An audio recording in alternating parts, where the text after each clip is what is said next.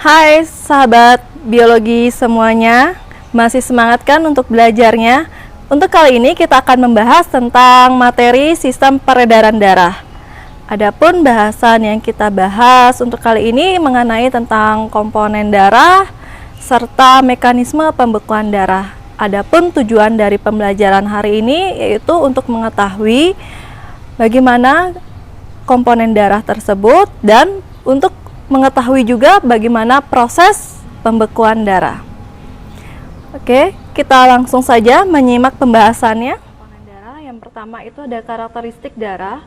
Darah lebih berat dan lebih kental daripada air, kemudian berbau khas dan memiliki pH antara 7,35 sampai dengan 7,45. Warna darah bervariasi, merah terang hingga merah tua kebiruan. Volume darah yang beredar di dalam tubuh adalah 8% dari berat badan. Kemudian untuk komponen darah yang kita bahas adalah tentang pertama ada plasma darah, kemudian ada sel darah. Pada sel darah ini kita akan bahas tentang eritrosit, leukosit, dan trombosit. Kemudian untuk komponen darah yang pertama itu ada plasma darah. Karakteristik dari plasma darah, cairan berwarna bening kekuningan, 92% air, 7% protein plasma, 1% bahan campuran kompleks organik, anorganik, dan gas darah. Kemudian yang pertama protein plasma, ada albumin untuk menjaga tekanan osmosis koloid darah, kemudian globulin, ada alfa dan beta globulin merupakan molekul pembawa lipid hormon. Kemudian ada gamma globulin atau imunoglobulin, adalah antibodi yang berfungsi dalam imunitas tubuh. Kemudian ada fibrinogen. Fibrinogen ini akan membantu dalam proses mekanisme pembekuan darah. Protein plasma yaitu ada albumin dan globulin merupakan protein penyusun serum albumin dan serum globulin. Gamma globulin merupakan antibodi. Antibodi merupakan protein yang dapat mengenali dan mengikat antigen tertentu. Antigen adalah molekul asing yang memacu pembentukan antibodi. Adapun bahan campuran kompleks dari plasma darah ini, plasma darah mengandung bahan organik antara lain glukosa, lemak, urea, asam urat, kreatin, kolesterol, dan asam amino. Sedangkan garam mineralnya yaitu natrium klorida, natrium bikarbonat, garam kalsium, dan fosfor. Selanjutnya kita akan membahas tentang sel darah. Sel darah yang pertama akan kita bahas yaitu eritrosit atau sel darah merah. Adapun karakteristik dari eritrosit ini yaitu bentuknya bikonkav dan tidak memiliki inti. Umur sel darah merah 120 hari. Jumlah tiap 1 ml mengandung kurang lebih 5 juta sel darah merah. Terbentuk di sumsum merah. Kemudian mengandung hemoglobin tersusun atas hemin mengikat atom besi sehingga mampu mengikat oksigen dan berwarna merah. Dan globulin. Hemoglobin berfungsi mengikat oksigen dan karbon dioksida serta menjaga keseimbangan pH darah.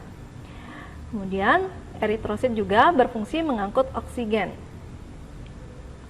Ini merupakan bagian dari proses perombakan eritrosit.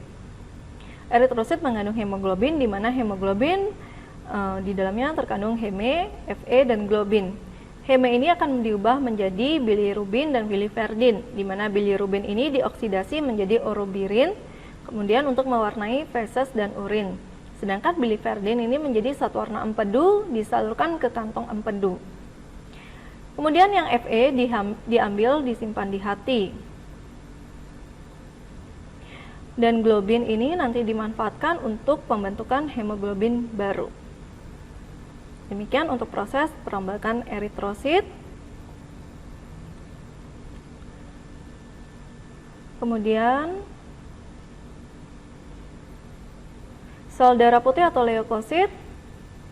Karakteristiknya jumlah leukosit sekitar 5.000 sampai 10.000 sel per mililiter darah. Leukosit berfungsi untuk melindungi tubuh terhadap benda asing, virus, dan bakteri. Leukosit bersifat diapedesis, mampu keluar menembus jaringan, kemotaksis, pelepasan zat kimia sehingga leukosit bergerak mendekati dan menjauhi sumber zat. Fagositosis menelan mikroorganisme dan sel-sel darah merah yang sudah tua atau rusak, kemudian bergerak secara ameboid, mampu bergerak seperti amuba. Adapun jenis leukosit yang pertama ada granulosit terdiri dari neutrofil, eosinofil, dan basofil. Kemudian agranulosit terdiri dari limfosit dan monosit. Granulosit yaitu neutrofil fagosit aktif yang menyerang dan menghancurkan bakteri virus. Eosinofil fagosit yang lemah dan berperan dalam pembuangan racun penyebab radang. Kemudian basofil mengandung histamin, meningkatkan aliran darah ke jaringan yang cedera. Kemudian antikoagulan heparin membantu mencegah penggumpalan darah intravaskuler. Adapun gambar dari granulosit, yang pertama itu ada eosinofil, ini merupakan gambar eosinofil, kemudian ini basofil, kemudian dan ini neutrofil. Kita lanjut ke agranulosit. Agranulosit yaitu ada limfosit berfungsi dalam reaksi imunologis. Limfosit B memproduksi antibodi untuk merespon antigen tertentu, sedangkan limfosit T tidak memproduksi antibodi melainkan melakukan interaksi dengan antigen melalui reseptor. Monosit berfungsi sebagai fagosit yang sangat aktif dan bermigrasi melalui pembuluh darah menjadi histiosit yang berumur panjang di dalam jaringan. Ini merupakan gambar dari agranulosit yang ada limfosit dan monosit. Bisa kalian amati untuk gambarnya. Kemudian ada keping darah atau trombosit. Karakteristik dari keping darah atau trombosit ini tidak bernukleus, berjumlah 150.000 sampai 400.000 butir sel per mililiter.